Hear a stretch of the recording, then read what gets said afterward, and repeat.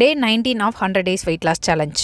நாள் full day பிஸியாக இருந்தனாலையோ என்னமோ தெரில, சரியான இடுப்பு வலி, நைட்டு ஃபீவரே வந்துருச்சு. காலையில் எந்திரிக்கும் போதும் டயர்டாக இருந்தது. டயர்டாக இருக்கும் போது ஒர்க் அவுட் பண்ண வேணாம், ஃபீவர் ஹெவி ஆயிடுச்சுன்னா என்ன பண்ணுறது அப்படின்னு ஒர்க் அவுட் பண்ணலை. காலையில் பிரேக்ஃபாஸ்ட்டுக்கு ஓட்ஸ் ஸ்மூத்தி எடுத்துக்கிட்டேன். இன்றைக்கி ஃபுல் டே ரெஸ்ட்டில் தான் இருந்தேன்.